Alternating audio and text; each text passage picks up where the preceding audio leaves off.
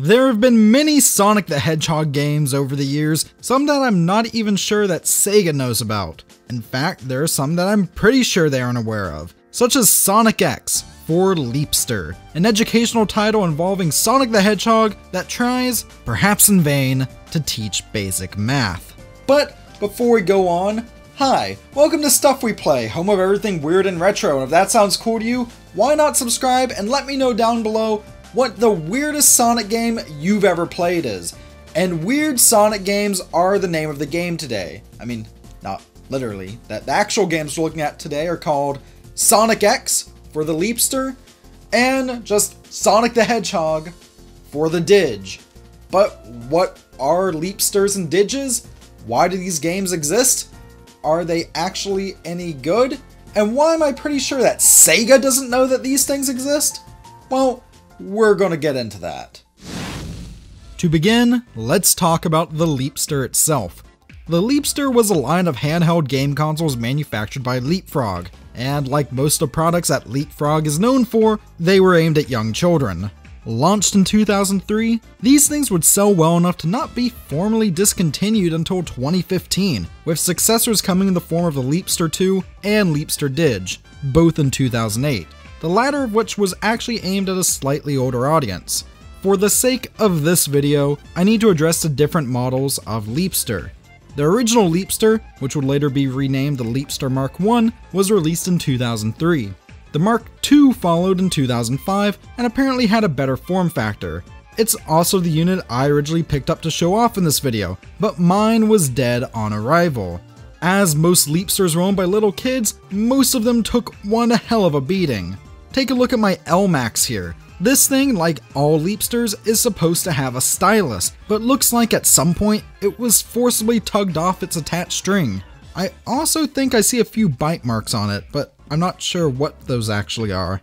The biggest hurdle I had in making this video was finding a Leapster that actually worked. Don't get me wrong, I can go into pretty much any thrift store and find tons of Leapsters, but most of them are just absolutely dead beyond repair. That said, these things are pretty easy to open up and put batteries into, with just one big screw protecting the battery slot that you can actually just unscrew using a quarter. But 9 times out of 10, once you get in, you'll be greeted with the disgusting sight of battery corrosion. That's the fate that this pink one I found for $1 had. Thankfully, my working LMAX only cost me a bit more, being a whopping $3 Canadian. On that note, this is the Leapster LMAX. It came out in 2005 and was both larger than the previous models and also could be connected to a TV using a special pair of AV cables. This is the model that I'll actually be using for this video, as, well, it actually works. Unfortunately, I can't find any AV cables that'll work with it anywhere, so when I show off gameplay, just pretend you're watching YouTube in 2008. Here, I'll even help set the mood.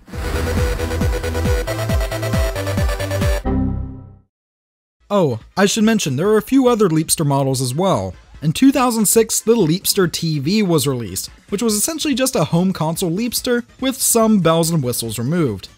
So I guess I see where Sony got their inspiration for the PlayStation Vita TV. And then in 2008, the Leapster2 came out, which didn't have any Sonic games released for it and is thus irrelevant for today's video. As for the Didj though, as far as I can tell, there was only one model of it, though, like most other Leapster products, it came in a variety of colors. Now, as for educational Sonic the Hedgehog games, that's a legacy that stretches back to the early 90s. US Gold was working on a title called Sonic's Edusoft, which was planned for release on the Sega Master System in 1991, shortly after the first Sonic game was released. But, for unknown reasons, it got canned. The first actual educational Sonic game would then be Sonic's Gameworld for the Sega Pico in 1994, and it would be followed that same year with the really cute looking Tales in the Music Maker, also for the Pico. Of course, despite having their own line of edutainment consoles, Sega was never stingy with letting Sonic appear on platforms that weren't their own. I mean, back in the 90s we got Sonic Jam for the entire GameCon. Also in 1996, we got Sonic Schoolhouse for PCs. This game was, well, weird, and very unsettling. Let's never speak of it again. That brings us to the Leapster. In 2005, this was poised to become the biggest line of edutainment hardware in North America. Sonic X was also very popular, and 4Kids Entertainment was no stranger to marketing the hell out of it. After all, they even had some god-awful Flash games made to promote their so-so dub of this odd Sonic anime. I can find almost nothing out about the development of Sonic X for Leapster. What I do know for sure is that this game was developed by Taurus Games, a developer who was known for doing nothing but games for the LeapFrog Leapster line of handhelds, and published by LeapFrog themselves. Honestly, for all I know, 4Kids could have done the bulk of the work here and Sega could have done nothing more than just signing off on it. But I can't be sure. And that's not what's really important here. No, what's truly important here is to decide, is this game any fun? No. It's not. This here is Sonic X for Leapster, a Sonic game so obscure and just not cared about that you can't even emulate it. And to start off, you may notice that it looks like a poorly synced Flash animation from 2005, and that's because, well, all the cutscenes here are animated in Flash. And there's a lot of them. And not only that, but this game is completely voice acted. Press the A button to enter level 1. Perhaps a bit too completely voice acted.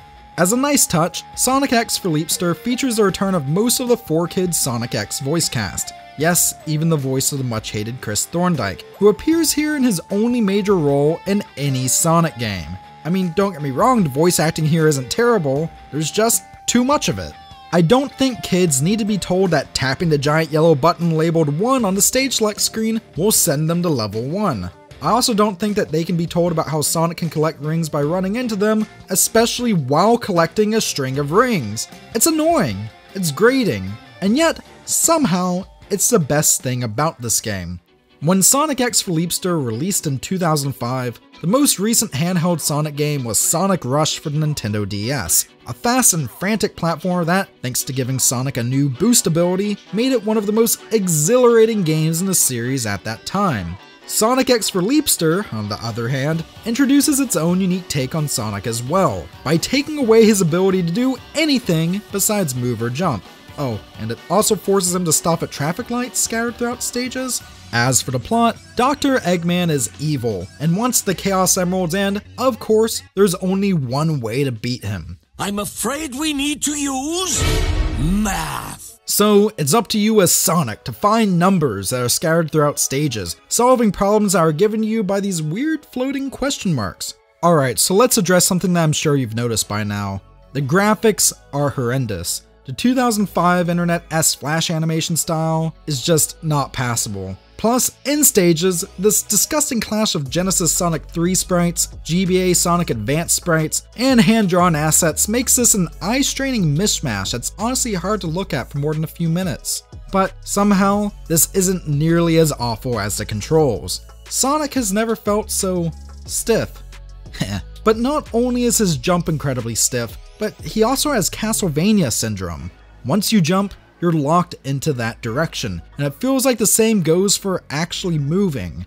Sonic has always had momentum, but if you're moving in one direction and try to stop or jump, there's always what feels like a second or so delay.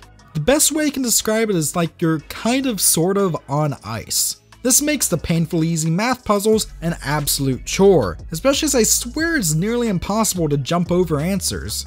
One of the weirdest things here is the obvious lack of understanding of Sonic mechanics. For example, the goalposts that signal the end of each stage in the classic games are used here as level checkpoints, while the checkpoint markers are used here to denote the end of a stage. It's just odd and makes me feel really uncomfortable. What's perhaps most insulting here is the implementation of touchscreen controls. As established earlier, my L-Max's stylus looks like it was ripped off in a fit of anger at some point. I tried a variety of ways to interact with the screen during these minigame segments where you have to drag the number that corresponds with the number of presented rings. I tried my fingers, a DVD case, and finally the rear end of a dry erase marker. The latter of those worked the best, but even then, I always felt like I had to press almost too hard for the screen to register anything. All of this culminates in a literal slog of an experience. Sonic is slow. He's janky. He has a top speed of roughly 10 miles an hour, and voice quips from defeated enemies and tales about how fast and cool you are just make it feel that much slower. And I know that the game doesn't just feel this way. It's actually slow. Completing Station Square Act 1, the first level of the game, with no mistakes except for some touchscreen shenanigans, took nearly 8 minutes for me. By the time I was partway through Act 2, I was ready to give up and play some Sonic Pocket Adventure instead. I think it's fair to say that Sonic X for Leapster is an absolute bust. Honestly, by the time this came out in 2005, I think if your kid was a fan of Sonic the Hedgehog, you'd be much better off just getting them a Game Boy Advance with a copy of Sonic Advance. It somehow feels like that would be more educational as well. But that's besides the point. This game was terrible, but will Sonic the Hedgehog for Didj fare any better? So before we get into that, let's give some background on the Didj itself. The LeapFrog Didj is not technically a Leapster console, but also when the hell am I ever going to get a chance to talk about this again? It came out in 2008 for only $90 American, with this new educational Sonic game just titled Sonic the Hedgehog coming later that same year. Developed by Real-Time Associates, this game was not based off of any Sonic cartoon, but rather the classic Sega Genesis Sonic games. So honestly, I'd be surprised if anyone at Sega nowadays even knows that this thing exists, and I have a good reason for that. See, I have a contact at Sega who I was chatting with a while back, and he mentioned finding a copy of this game at a thrift store and having no idea what it was. So he asked some of the folks he knew at Sega about it, and they turned up nothing about it. They literally didn't know that this was even a thing. Honestly, the way that this game was probably birthed was someone from Leapster going over to Sega and being like, "Hey, a while back you let us release a Sonic game on our Leapster line of consoles." And Sega was like, "We did?" And they're like, "Yeah, can we do another one for our new console?" And Sega was like, why not? Before we jump into the game itself, can we talk about how much of a product of its time the Didj is? It ditches a touchscreen and instead goes for the look and feel of one of those bootleg PSPs I find at the flea market. It also is a bit more complex than the standard Leapster, having a USB mini output that can be used to connect it to a PC and perform system updates, along with loading it with these Mii knockoffs. Unfortunately, it does not come with a rechargeable battery, once again relying on 4 AA's. These battery slots are a pain to open. This right battery slot was particularly painful, and I slightly broke it in the process of making this video. Once the batteries are in and you turn it on, you can tell that this thing is a step up from the original Leapster. It has a visually pleasing home menu that's super easy to navigate, a grade setting that automatically adjusts game difficulties, though unfortunately as it doesn't go up to university, I just set it to grade 5, and it even comes with a built-in title, which I didn't bother showing off because it's not Sonic. As for Sonic, upon booting up, we're actually presented with a pretty decent looking title screen that does evoke the feelings of the Genesis games. It plays the Mushroom Hill theme from Sonic & Knuckles instead of any actual Sonic title music, but still, this is a step up from the previous game. Unfortunately though, this is the best thing about Sonic the Hedgehog for Didj. Well, okay, that's not completely true. Graphically, this is way better than its predecessor. The graphics are all pulled from the Genesis Sonic games, and though seeing the Sonic 3 Sonic sprite going through stages using Sonic 2 graphics is a bit jarring at first, it's really not that bad looking. Even a few new graphics here seem almost like they could fit into a Genesis title. The music though is another story. It's all remixes of music from the Genesis games, but it's all really tinny and MIDI sounding and feels like music you'd have as a ringtone circa 2007. That's more than I can say about the plot though, which quite literally is non-existent. I'll just assume that Dr. Eggman is indulging in his putting animals into robots fetish again. Where this title really falls apart is in the gameplay. Sonic's control is much more faithful to the Genesis games, what with being able to run, jump, duck, and spin dash to attack enemies, and the weird issue of Sonic getting temporarily locked into a direction while running is not present here. But his jump is somehow even stiffer than before, and worst of all, enemy and platform collision detection is spotty at best. Sonic on Didj, instead of having you solve seemingly basic questions or playing a single variety of minigame, actually has various styles of minigames. Each stage is laid out like a classic Sonic stage, but has these large rings scattered throughout. Each level has 6 giant rings, and each giant ring has one of a few varieties of minigames, which deal with both math and spelling. Unfortunately, the only one that works properly is this one that has Sonic running on a wheel to spell words, and that's probably because it can be mostly just played with just a D-pad and timing a single button press. The rest of them are just awful. This one where you have to shoot Sonic out of a can into letters that are missing from words has some of the worst hit detection I've ever seen. As for this one where Sonic has to jump on item boxes in the correct order to spell a word, it's an absolute lesson in futility, as half the time Sonic just clips through the item box instead of hitting it. I should also mention, the spin dash can't be used to hurt enemies or burst boxes. You have to jump into them. However, you can still badneck bounce off of enemies, but not item boxes. You have to jump into them one at a time, or, awkwardly clip into them. There's also some real issues with stage variety here. Taking a cue from Sonic 1 on Genesis, Master System, and Game Gear, along with Sonic Drift, Sonic Blast, and inspiring the later Sonic generations Mania and Forces, Sonic Gun Didj, very originally, starts off with Green Hill Zone. Except, it uses the graphics from Emerald Hill Zone in Sonic 2, which perhaps wouldn't be much of an issue if the second zone in the game wasn't actually Emerald Hill Zone and used the exact same graphics. At least the third zone changes things up. Zone 3 is Sandopolis Zone. Oh no, Zone 3 is Sandopolis Zone. I'm not going to let myself even think about facing those annoying ghosts ever again. Also, the game's already jank pacing really grinds to a halt here. Plus, I haven't encountered any new mini-games, so I guess I've seen most of what Sonic on Didj has to offer. Which is to say, not much. Well, back to playing good Sonic games. Maybe Sonic Colors? So what's there to say about the Leapster Sonic games? Even though only this one's actually a Leapster game, and this one's for a console that's aimed at a slightly older demographic, but is essentially still just a Leapster, that's besides the point. These games are just not good. They're actually terrible, awful, atrocious. There's no reason to play these games. They're easily in the top 10 worst Sonic games ever made.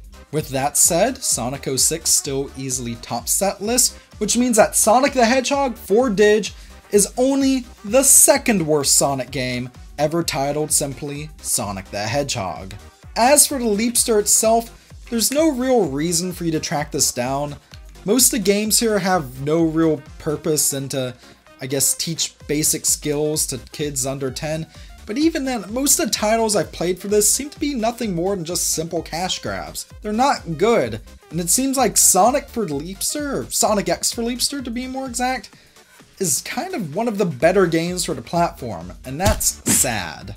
However though, and this is so we can end this video off on a high note, there is a reason where if you can find one on the cheap, you might actually want to pick up a Didj. Here's something I found fascinating while researching this video. Apparently the Didj, thanks to its mini USB connection, is super easy to mod.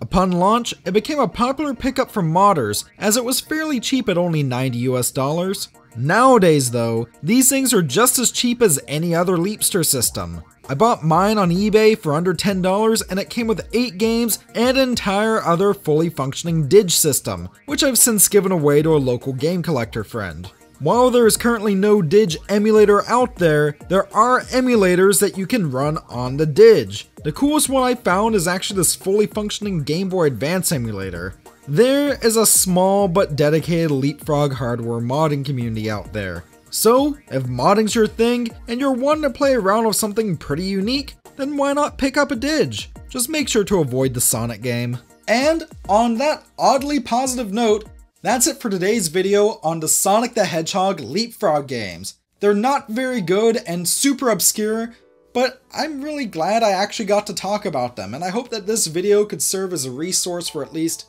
someone out there. I don't know, most importantly, I enjoyed doing this, and I actually promised I'd do this video over a year ago. I think this was supposed to be my 8,000 subscriber special. I'm at nearly 15,000 now, so whoops.